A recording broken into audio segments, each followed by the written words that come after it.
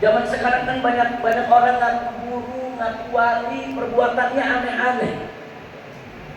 Ada katanya bisa ngomong sama semut, bisa manggil malaikat, bisa kontak-kontakan sama malaikat maut, mesen tanggal kematian kapan. Ini orang gila. Jangan ngambil ilmu seperti orang semacam ini. Orang yang bodoh dan dia terang benderang mempertontonkan kebodohannya. Yang kedua, kata Imam Malik, saudara, wala an sahibi hawa yad'u ilaih. Jangan sekali-kali kamu mengambil ilmu dari orang yang suka mengikuti hawa nafsunya dan mengajak kepada hawa nafsu. Walaupun dia orang pintar, walaupun ilmunya segudang, walaupun gelarnya sederet, profesor, doktor, saudara, tidak peduli. Kalau dia sudah mengajak kita kepada hawa nafsu, mengajak kita kepada kemaksiatan, mengajak kita kepada perpecahan, mengajak kita kepada kemungkaran, saudara, jangan ngambil ilmu kepada orang itu. Walaupun katanya ulama besar, wali, tapi kalau dia sahibi hawa, saudara, dia mengajak kepada hawa nafsu, jangan ngambil ilmu dari dia. Apalagi ikutin, ngambil ilmunya jangan. Yang ketiga, kata Imam Malik, saudara, wala an rajulin ma'rufun bil kadhib fi ahaditsin nas. Dan jangan sekali-kali juga kamu ngambil ilmu orang yang sudah terkenal populer dengan suka berbohong. Dalam pembicaraan sesama manusia suka berbohong, walaupun dia enggak berbohong atas nama Rasulullah. Dan di sini kata Imam Malik, wa in kana la yakdzib ala Rasulillah. Walaupun dia enggak dusta atas nama Rasulullah, tapi kalau dusta sesama manusia saja udah cukup, jangan ngambil ilmunya. Jangan pernah ngambil ilmu dari pembohong. Kemudian yang berikutnya, wala an rajulin lahu fadlun wa salahih la ya'rifu ma yuhaddithu bih. Jangan juga mengambil ilmu dari seseorang yang kelihatannya dia punya kedudukan, punya keistimewaan, punya kelebihan, tapi dia nggak paham apa yang dia omongin. Ngomongnya ngalor ngidul, ngomongnya suka udah di luar pemahaman kita, saudara, nggak jelas arahnya, saudara. Nah, jadi orang-orang semacam ini jangan ngambil ilmu dari mereka, jangan didengerin, jangan dideketin. Nah, makanya kenapa Imam Malik berpesan semacam ini? Ini sebagai pengamalan ayat tadi, Allah yang perintahkan bakunu ma'as shadiqin. Selalulah kita berusaha dengan orang-orang yang baik, cari ulama-ulama yang baik, guru-guru yang baik. Sebagaimana saya pernah ceritakan, bagaimana Imam Bukhari radhiyallahu anhu, saudara, tatkala mencari guru, beliau di suatu ketika hadir di suatu kota dengan satu guru, saudara, tinggal di pinggir kota, ahli hadis, banyak riwayatnya. Beliau tertarik, dari kampung halamannya jalan puluhan belasan hari, saudara, sampai di kota tersebut. Beliau langsung menuju ke rumah si ulama tadi, saudara. Beliau keliling dulu ke kota, ke kampung si ulama tinggal. Dia tanya orang di pasar, dia tanya orang-orang di jalan, dia tanya tetangga-tetangganya, bagaimana akhlak perilakunya. Ternyata berita menggembirakan. Semua yang ditanya mengatakan dia orang baik, dia orang alim, dia orang soleh. Senang hati Imam Bukhari, tidak sia-sia melakukan perjalanan jauh. Kemudian beliau datang ke rumah si ulama yang dia mau nimba ilmu, Imam Bukhari, sudah. Begitu sampai di pintu halamannya, beliau lihat dari kejauhan di samping rumah orang tersebut ada kandang unta milik si ulama tadi, sudah. Kebetulan si ulama tadi lagi ngasih makan unta. Senang Imam Bukhari datang ke rumah, ada sang ulama yang penyayang kepada binatang, ngasih makan unta, saudara. Kemudian Imam Bukhari sebelum memberikan salam diperhatikan dulu orang tersebut dari jauh ngasih makan unta. Orang tersebut ngasih makan unta, ini makanan, saudara, rumput dikasih. Begitu unta mau makan, ditarik, disodorin lagi. Begitu unta mau makan, ditarik, dikasih. Beberapa kali begitu, disodor itu imam balik badan, nggak jadi belajar, nggak jadi nuntut ilmu, masih orang tadi sudah.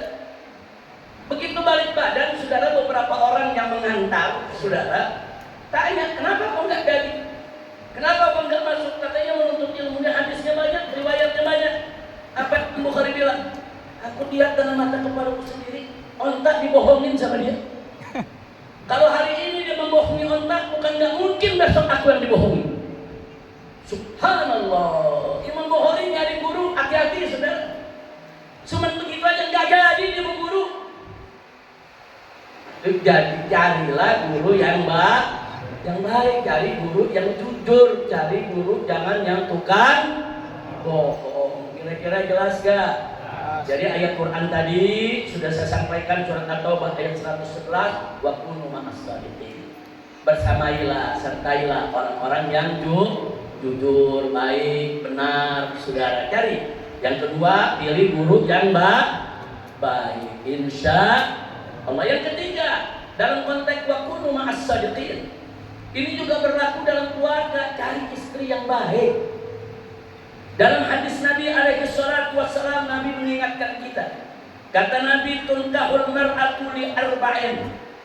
Perempuan itu dinikahi karena 4 sebab. Yang pertama, lima liha, karena hartanya. Yang kedua, wali hasabiha, karena garis keturunannya, status sosialnya, saudara. Kemudian yang ketiga, wali jamaliha, karena kecantikannya. Kemudian yang keempat, walidiniha, dan karena agamanya. Jadi lelaki kalau menikahi perempuan pada umumnya 4, sudah diperhatikan. Ada yang melihat hartanya, dia mau kawin cuma nama yang kaya aja. Ada yang melihat status sosialnya, kedudukannya, nasabnya, dia mau cari yang nasabnya bagus. Ada juga yang kawin karena melihat kecantikannya, dia mau cari istri pokoknya yang cantik, saudara. Tapi ada juga memang yang nyari istri dia mau lihat agamanya. Terus apa kata Nabi, saudara? Jadi memang manusiawi, wajar orang mau kawin karena hartanya, orang mau kawin karena nasabnya, orang mau kawin karena cantiknya, saudara, orang mau kawin karena agamanya. Itu fakta realita yang ada dalam kehidupan. Tapi Nabi ngingetin, kata Nabi, fadfar bidzatid din, raihlah perempuan yang beragama. Jadi kalau cari istri, saudara, bukan nggak boleh lihat hartanya, bukan nggak boleh lihat cantiknya, bukan nggak boleh lihat nasabnya, bukan. Tapi yang paling utama, jauh lebih utama dari itu semua, lihat agamanya. Saudara, buat apa dia kaya raya, buat apa dia cantik, kalau besok dia kurang ajar sama suaminya, kalau dia nggak bisa jaga kehormatan suaminya, kalau dia merendahkan suaminya. Saudara, kita berumah tangga perlu istri yang baik. Jadi sekali lagi, wa kunu ma'as shadiqin. Allah ingatkan bersamalah orang-orang yang jujur, orang-orang yang baik. Cari guru yang baik. Cari istri yang baik. Maksudnya baik di sini agamanya bagus, saudara. Dan kemudian nggak sampai di situ, cari teman juga, cari teman yang baik. Kenapa cari teman yang baik? Nabi menyampaikan, saudara, dalam hadis yang diriwayatkan oleh Imam Abu Dawud dan Imam Tirmidzi. Apa kata Nabi? Al-mar'u 'ala dini khalilih, falyanzur ahadukum man yukhalil. Seseorang itu tergantung temannya. Maka itu setiap orang wajib memperhatikan siapa orang yang dijadikan kawan sama dia. Hati-hati, saudara, teman itu punya pengaruh kuat. Kalau kita berteman dengan pembohong, besok kita jadi tukang bohong juga. Kalau kita bergaul dengan yang suka ahli maksiat, besok kita bisa diseret ikut maksiat juga. Kalau kita berteman dengan pengkhianat, nanti akhirnya kita diajak untuk juga berbuat khianat. Sudah, makanya Nabi kasih tahu, al-mar'u 'ala dini khalilih, hati-hati, pilih teman. Karena teman itu punya pengaruh kuat. Kalau kita punya teman baik, dia akan ajak kita kepada kebaikan. Punya teman suka ngaji, kita diajak ngaji. Punya teman suka berjuang, kita diajak berjuang. Punya teman suka sedekah, kita diajak sedekah. Punya teman suka sholat malam, suka puasa, kita diajak. Cari teman yang baik. Nah, jadi itu ayat tadi luar biasa. Tekun kunu ma'as-shadiqin berlaku untuk cari guru yang baik, cari istri yang baik, cari teman yang baik. Sudah termasuk yang kelima, pilih pemimpin yang baik. Pilih pemimpin saudara yang baik, lihat akhlaknya, lihat agamanya, saudara. Jangan pilih pemimpin saudara orang yang tidak baik. Nanti kalau kita pilih pemimpin tidak baik, kita yang susah. Dia akan menyusahkan rakyat, dia akan menghancurkan bangsa dan negara. Cari pemimpin yang baik, pemimpin yang tidak suka bohong, pemimpin yang tidak korup, saudara. Pemimpin yang tidak anti kritik, saudara. Pemimpin yang mau memperhatikan rakyatnya di bawah, pemimpin yang pro kepada keumatan, bukan pro kepada oligarki. Pemimpin yang betul-betul punya wawasan internasional sehingga mau memperhatikan nasib umat Islam dimanapun berada. Bahkan bukan nasib umat Islam saja, umat manusia dimanapun dia perhatikan, jangan sampai dizalimi. Nah, pemimpin semacam ini bukan sekedar pintar. Buat apa punya pemimpin pintar tapi jahat? Buat apa punya pemimpin pintar, saudara, tapi tidak adil? Buat apa punya pemimpin pintar tapi penakut? Cari pemimpin yang baik, saudara. Lagi.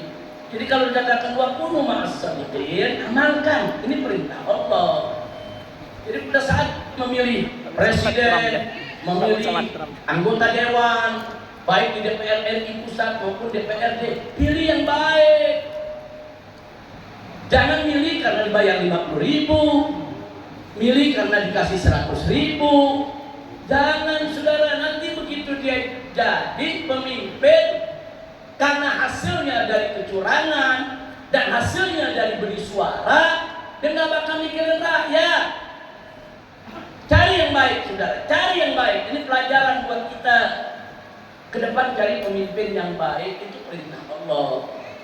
Jadi kalau kita bicara wa kunu ma'as-shadiqin, saudara, cari guru yang baik, cari istri yang baik, cari teman yang baik, cari juga pemimpin yang baik. Dan untuk pemimpin juga, saudara, dinasihati oleh Nabi.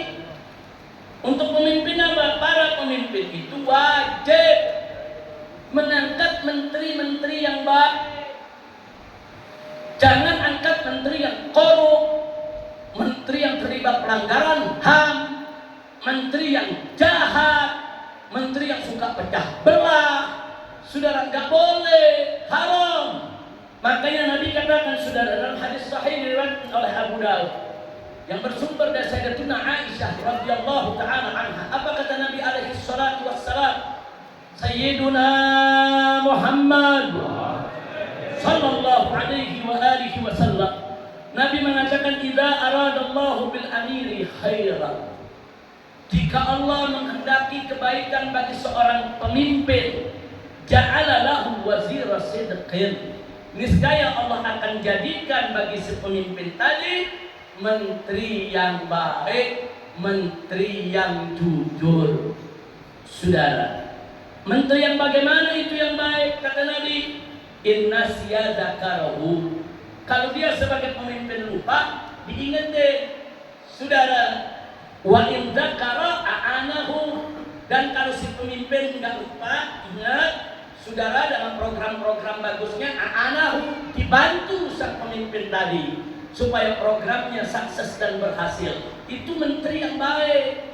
Pemimpinnya lupa, diingetin. Pemimpinnya melakukan program yang baik, dibantu, saudara.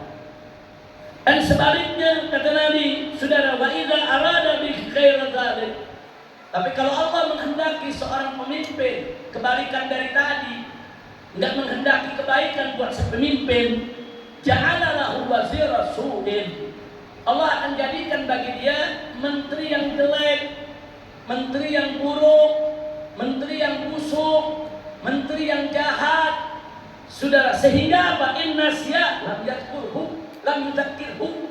Saudara, kalau dia lupa, enggak diingatkan si menteri. Malah dia senang kalau pemimpinnya lupa.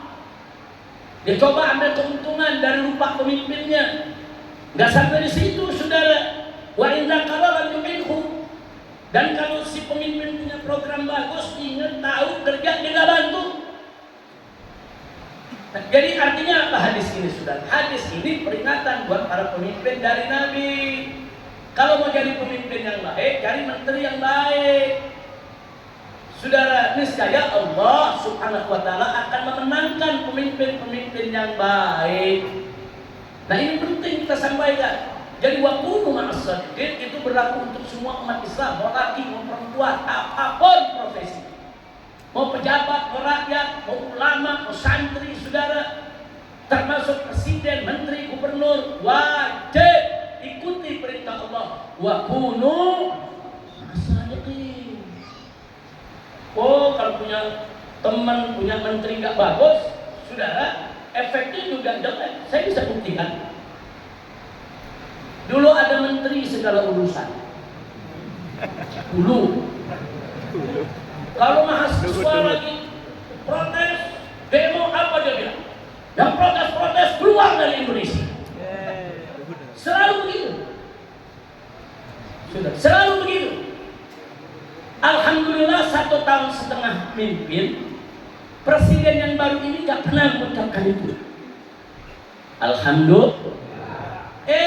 Minggu kemarin dia ketemu tuh sama menteri segala urusan zaman dulu, ngobrol semeja minta nasihat.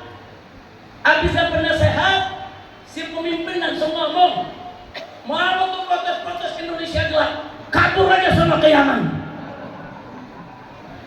Gara-gara punya teman jelek, saudara. 1,5 tahun presiden kita nggak pernah ngomong begitu. Kenapa hari ini dia mengatakan begitu? Ngobrolnya sama provokator, minta nasihatnya sama orang jelek. Dulu kan yang bicara begitu bukan presiden, ada menteri segala urusan, tahu kan? Tahu kan? Dipanggil lagi, ditemuin, diajak ngobrol, nular, saudara. Minta nasihat dari orang bejat akan dapat nasihat yang bejat. Itu saya tanya, apa kata Nabi tadi, saudara? Berpengaruh nggak kawan? Berpengaruh nggak menteri? Berpengaruh. 1,5 tahun presiden kita nggak pernah ngomong begitu. Nggak pernah. Kemarin kamu ngomong yang bilang Indonesia buram, Indonesia terang. Kalau nggak suka Indonesia buram, suruh kabur. Nah, kalau yang dulu maunya kabur keluar Indonesia, ini malah nambah kabur ke Yaman. Tahu dosa Yaman apa sama dia? Pakai nyebut Yaman, ada apa?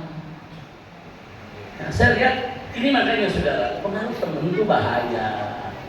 Bapak Presiden kalau cari menteri yang bagus, penasehat yang bagus, nanti Bapak Presiden juga bicaranya akan bagus, insya Allah. Tapi kalau Bapak Presiden ngobrolnya sama menteri segala urusan di rezim yang lalu, saudara, yang banyak membohong, yang keras, kasar, arogan, suka ngusir orang, aslinya kecut, akibatnya sama Anies takut. Mudah-mudahan itu yang Luhut curut, aslinya pengecut. Presiden kita. Amin ya Rabbal. Kalau itu perkataan jelek, bagus, jahat itu pernyataan kita. Saya buktikan yang kedua. Sudah. Kalau dulu ada menteri segala urusan nyebut ngusir keluar negeri kalau mau protes. Presiden kita minta saya, bapak ngomongnya sama, pergi keluar negeri kalau mau protes. Nah, sekarang ada tambahan malah, pergi ke Yaman. Dari mana kata Yaman keluar, saudara? Ternyata ada sebabnya lagi. Ada Jenderal Baliho Kentung yang udah lama nggak dipakai, saudara, udah dipanggil. Jenderal Kentung. Tahu kemarin dipanggil ke istana, diangkat menjadi penasehat presiden bidang pertahanan nasional. Dilantik lagi, saudara. Jenderal Baliho ini, saudara, diduga kuat dengan bukti-bukti yang kita miliki, indikasi-indikasi yang sudah kita kumpulkan, saudara. Satu, langsung atau tidak langsung dia terlibat dalam tragedi KM 50.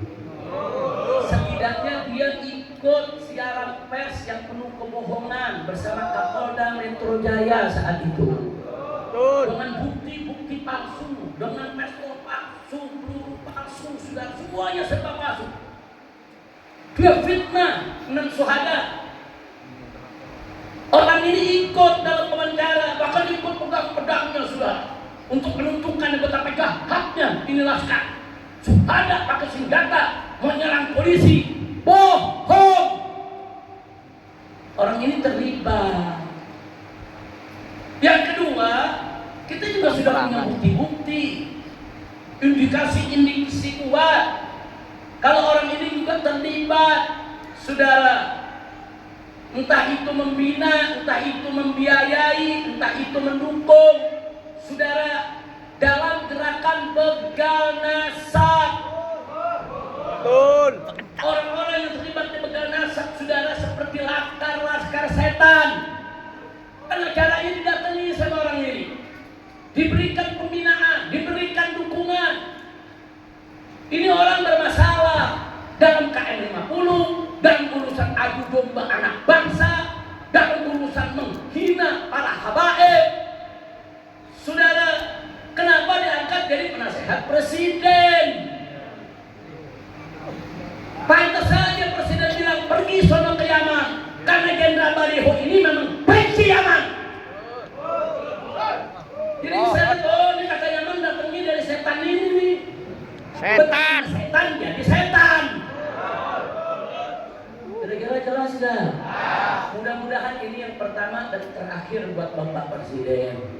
Kita like share aja lah. Presiden dapat taufik dan hidayah. Tapi kalau Bapak Presiden terus mengulangi, terus ingin menjadikan orang-orang Yaman sebagai musuh, ya kami siap saja, Pak. Ayo. Nah, kami nggak mundur, kami nggak takut, siapapun akan kami lawan. Siap. Lepaskan sikap rasis, Attack babe. benci dengan kesukuan, kurang ajar. Yaman itu bukan musuh bangsa Indonesia. Wali Songo itu, saudara, dari klan Ba'alwi, ulama Yaman, kakek moyangnya dari Yaman, yang mengislamkan Indonesia sudah. Habaib, saudara, yang datang mengislamkan Palembang, yang datang mengislamkan Kalimantan, mengislamkan Sulawesi, mengislamkan Maluku, mengislamkan Irian, habaib yang datang dari Yaman. Mestinya kau bersyukur, berterima kasih, bangga kepada keturunan Yaman di negeri ini, saudara. Kata dihina, mau kabur sana ke Yaman. Kayak jelek betul itu Yaman buat pembuangan, saudara. Apa? Ada bilang, Habib, ini Bapak Presiden terpleset. Saya percaya terpleset, tapi kenapa bisa terpleset? Habis ngobrolnya sama orang yang anti Yaman. Bagaimana nggak terpleset? Jadi begitu ngomong, ingat tuh udah ke doktrin. Ngobrol istana sama orang yang anti Yaman. Dijelekin memang nih Pak, orang-orang Yaman. Babi itu. Ribet aja di Indonesia. Tuh Anies juga tuh, oposisi tuh dari Yaman juga tuh Pak. Itu lagi tuh Habib Rizik yang suka protes tuh dari Yaman juga. Memang Yaman kebak tuh semuanya Pak. Ingat, jangan lagi ngomongnya bagus, bicara program saudara. Tahu-tahu dimasukin urusan itu jadi rusak, itu dia punya ceramah semua. Hati-hati saudara. Susu sebelangga bisa rusak karena noda setitik. Hati-hati. Pidato Bapak Presiden dari awal bagus, sudah saya ikutin bagus. Bisa bicara bagus, bicara soal bagaimana kerja beliau selama ini, sudah beliau ingin meyakinkan masyarakat kalau beliau itu kerja. Ujung-ujung kalian bilang Indonesia gelap, kabur saja sono ke Yaman. Ada apa dengan Yaman? Jangan, Yaman itu kan negara sahabat. Saat ini, saudara, lebih dari 7.000 anak Indonesia belajar di Yaman. Sekolah di Yaman, tersebar di universitas di Yaman. Saudara, jangan. Kalaupun di Indonesia ada segelintir orang keturunan Yaman yang terlibat korupsi, itu kan segelintir. Ada suku lain yang korupsinya nggak tanggung-tanggung. Kenapa nggak disebut? Cina. Kenapa nggak diusir ke negerinya? Jadi yang dimusuhi Yaman siapa ini pembisiknya makanya, saudara? Saya udah minta, saudara, kepada FPI maupun ormas Islam yang lain protes. Jangan diam, protes. Kalau orang-orang bermasalah diangkat oleh presiden, sampaikan protes, sampaikan kan kita tidak menerima, sampaikan kepada presiden. Dan presiden wajib dengar apa yang menjadi isi hati masyarakat, apa yang menjadi tuntutan masyarakat.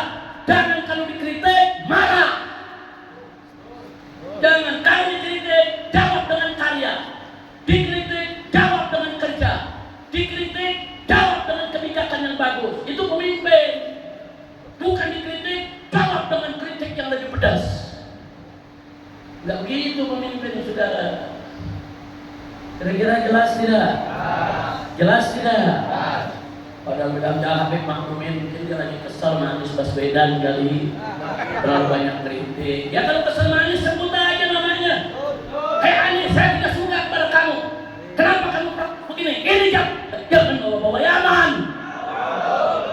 Betul? Betul? Jadi saya mau tanya, yang begini biarkan saudara atau jawab? Atau protes? Atau luruskan? Geserkan. Menteri segala urusan di zaman rezim Jokowi, lalu sekarang disingkirkan, setuju tidak? Jenderal Bariho yang terlibat KM50, saudara, langsung ataupun tidak langsung, dan terlibat dalam operasi begal nasab, mengadu domba habaib dengan kiai. Kiai diadu domba, habaib diadu domba, umat Islam dipecah belah. Laskar setan dibentuk, dibina, dibiayai, maju untuk menjadi al-Qodo, membubarkan pengajian-pengajian. Kenapa yang begini diangkat jadi penasehat? Wajib dipecat dan disingkirkan. Betul? Takbir. Maka saya minta semua nih mujahid medsos, saudara, semuanya. Begitu juga Muslim Army, saudara. Yaitu kita minta saudara mujahid medsos kita semua bergerak. Jadi kalau yang udah punya salah begitu, bongkar kesalahannya, tunjukkan, minta kepada presiden berhenti ya.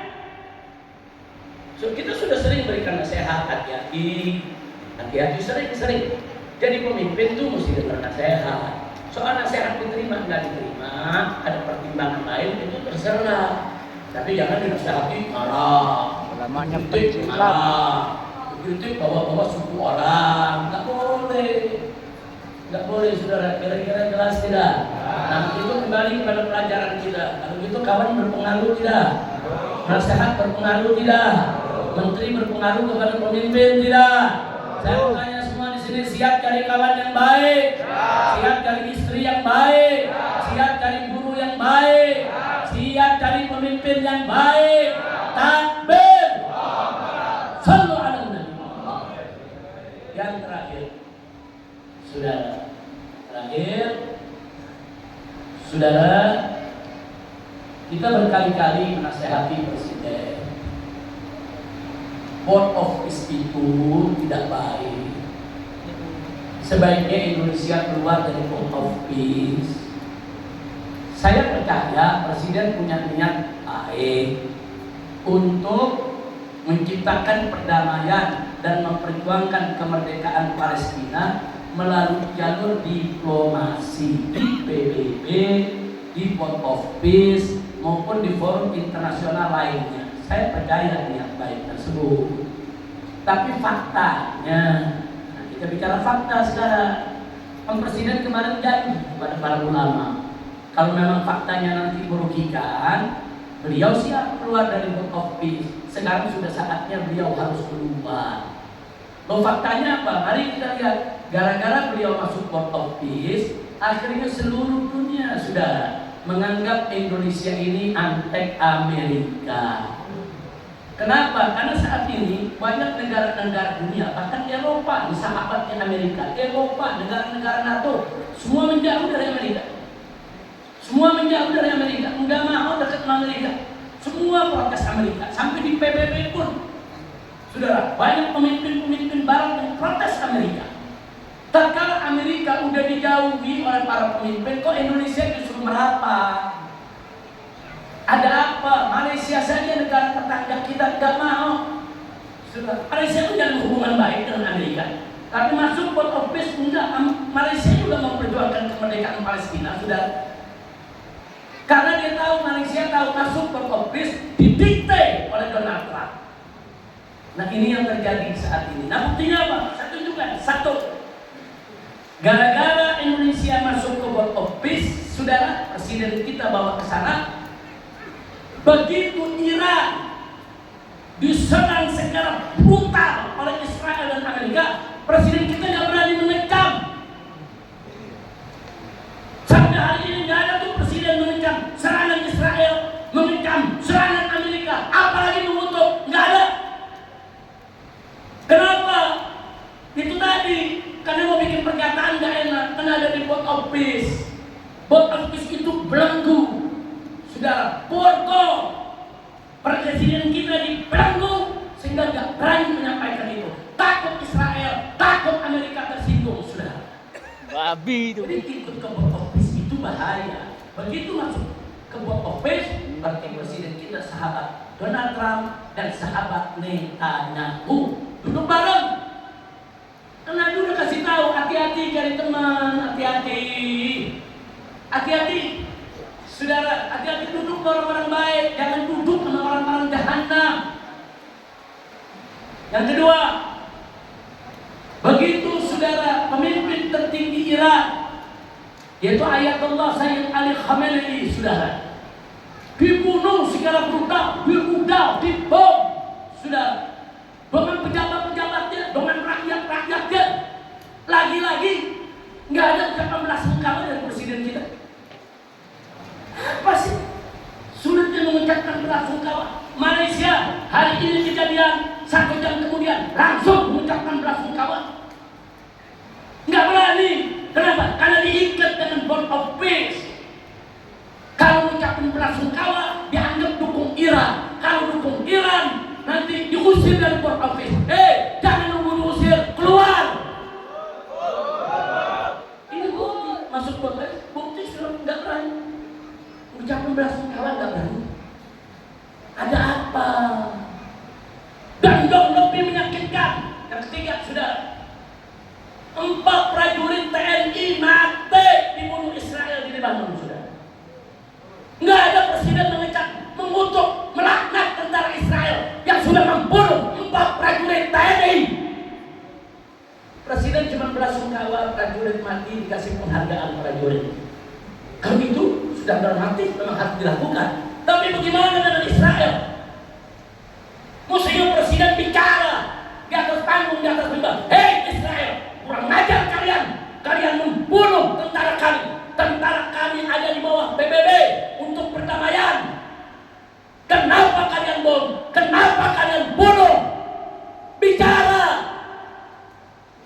Gak berani. Kok setakut itu, saudara? Mengencam Israel Jenderal curut. Ini dia nih, gara-gara dekat dengan Board of Peace, kata dan gak berani. Ngomong ini gak berani, ngomong itu gak berani. Nah, sekarang yang terakhir adalah tempat. Ada 10.000 lebih orang Palestina ditahan, ditawan oleh Israel. Ada perempuan, ada anak-anak, ada orang tua. Dan mereka kemarin diputuskan oleh pengadilan maupun oleh parlemen Israel untuk dihukum mati. Ini sekarang lagi menunggu pelaksanaan dihukum mati, saudara. Mana suara presiden kita? Teriak dong. Hei Israel, jangan kau melanggar hukum internasional. Kok ada anak kecil ditawan, ada urusan apa? Emang anak kecil ikut perang? Ada warga sipil ditawan dan semuanya udah hukum mati, biadab, marah sebagai pemimpin negara kaum muslimin terbesar di dunia. Enggak ada, sudah. Babi dia. Jadi ingat Pak ya, ini bukan masalah kecil. Kalau kita lengah ini bulan ini, minggu besok atau 2 minggu lagi atau bulan depan, 10.000 mau dihukum mati. Ini bukan hukum mati, ini pembantaian, ini genosida. Presiden mesti bicara, keluar Pak, Bapak Presiden keluar dari BOP. Tunjukkan kalau Bapak itu siap, yang siap menjaga umat Islam dimanapun berada. Babi. Tunjukkan seluruh umat Islam, bahkan seluruh rakyat Indonesia yang cinta kemanusiaan, cinta keadilan ada di belakang Bapak, bahkan siap berdiri di depan Bapak untuk mengorbankan diri untuk menegakkan agama, bangsa dan negara.